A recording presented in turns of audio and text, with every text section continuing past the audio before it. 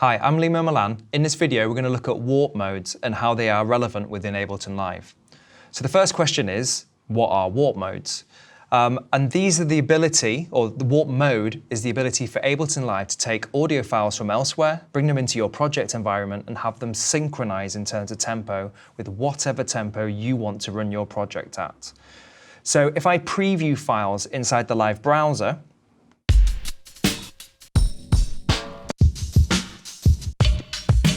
they're all playing at the same tempo right now. They already have warp information there ready, and that's trying to synchronize with the tempo I'm running at right now, which is 140 beats per minute. So if I go back to that original break that I started with, we just drag that into arrangement view, you'll see that that perfectly lines up with the musical measurements of my timeline. So this is a 4-bar audio loop. And if we look at the actual editor down here, you can see that the position of the main transient, so the very short peaks of volume in the file, line up with musical measurements on the grid. So the timing's right in terms of what Ableton Live knows is the timing of this loop. And what it's actually doing right now is slowing down the playback of that file to go to my 140 beats per minute. Now I'll tell you why I know that. If you look at the editor, once the actual file is warped, so the warp's enabled here, you get an actual BPM readout for the segment of audio or the portion of audio that's in this audio clip. So it says this file is actually 160 beats per minute, but based on the fact that it knows where the events happen when it's at 160 beats per minute, it knows how to slow them down so they can play at my tempo of 140 beats per minute. So this brings us to the next aspect of what's going on here, is we've got a couple of different warp mode algorithms or behaviors as to what it does to try and get that file to play slow enough to be inside my project. So at the moment, our warp mode itself is in beat mode, where the emphasis is on making sure that the events, the transients in that audio clip, when they were supposed to fall on every beat and measure, it ensures that they do. But it can come at the cost of the quality of the sound in between those beats. So if I switch through some of these different warp modes, you'll hear that the actual behavior or the tonality of these differs, and they're good for different purposes of what type of audio you're trying to get synchronized with your tempo.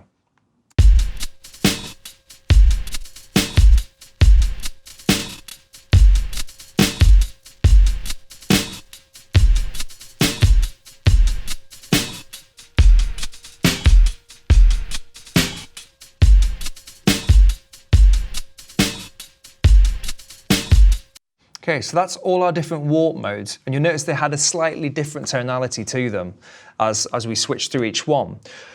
All of the warp modes, bar one of them, use maths, and they add extra information in to fill the gaps because you've deliberately taken something that was 160 BPM and you're stretching it over a slower tempo, so it has to fill in the gaps.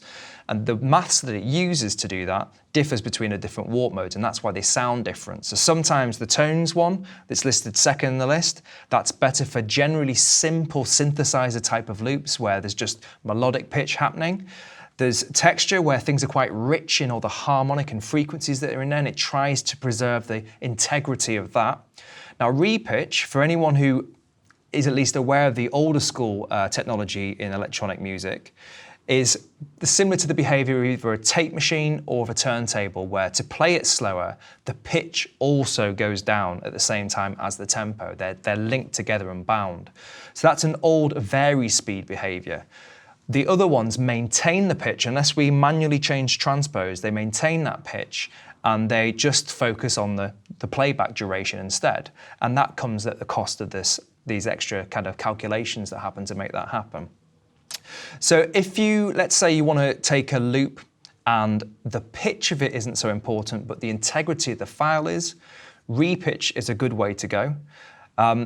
If you want to maintain the pitch of the file, but you want to ensure that the timing is perfect, that's why beat mode is a good default to go for, so especially for rhythmic stuff. And as mentioned before, tones and textures are good for more melodic-based or atmospheric-based content as well. So after repitch, two other aspects that are available here is Complex and Complex Pro.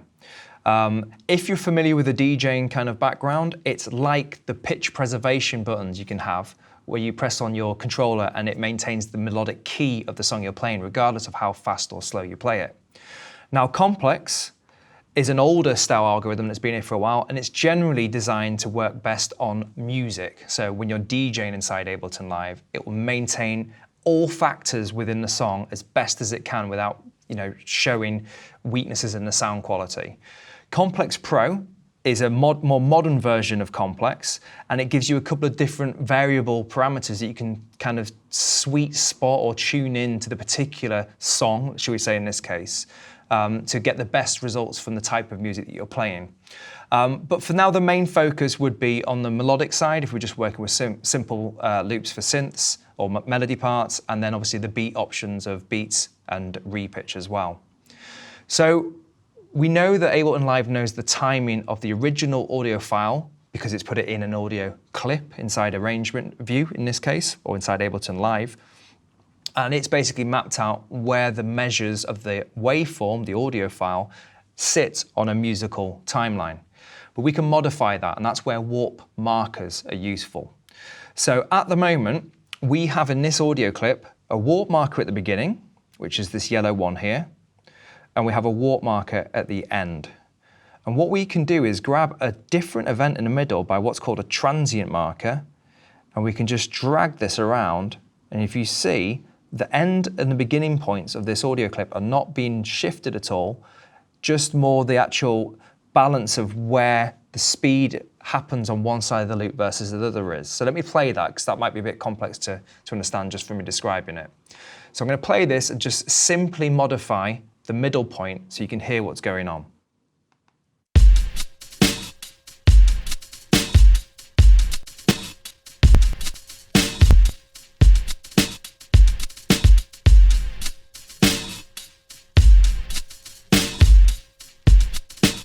So it's not particularly musical at this stage, but you can clearly see that this area, in terms of tempo, has been condensed, so it's playing faster. And then to allow for the whole clip to still fit in the same original space, the other area gets stretched out as well. Now, if we just press undo a couple of times, so Command and Z, to put that back in its original position, we can start adding some more warp markers. Remember, that was a transient marker, so I had a goalpost here and a goalpost here, and I was just kind of skewing the balance of the content within that clip. If I lock the middle bit, I can do the same, but only to this portion. And if I lock the middle bit again, afterwards, I can do the same between that. So it's like a little kind of a fixture point that will not be moved. So let's just do that in context. I'm going to lock my main beats. So I've got the beginning of each bar that I'm going to lock. And then I'm going to go in and just lock after that snare drum. There's a snare there as well, and a snare there, and a snare there. So let's start playing around with the content within those main beats.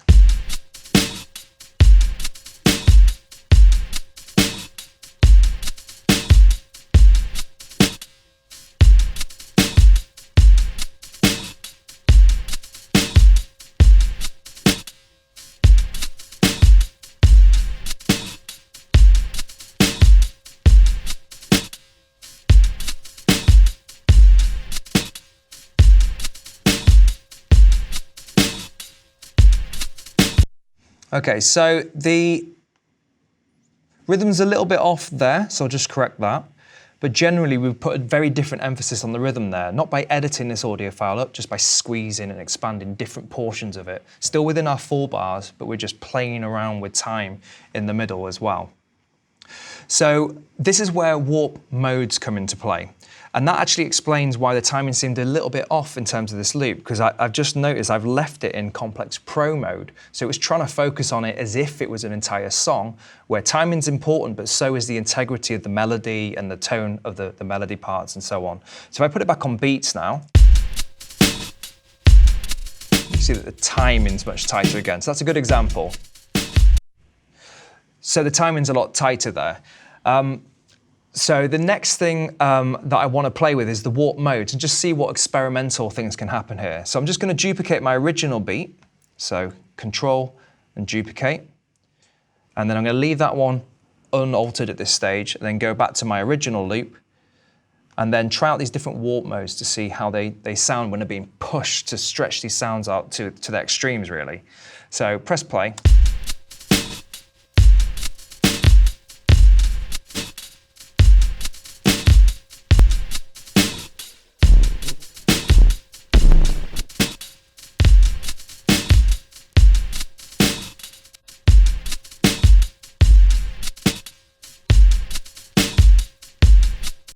So as you can hear, when we're pushing the timing a lot, as in expanding it a lot, you really start hearing the difference between these different warp modes, these different algorithms for what we're doing, which is compressing and stretching time.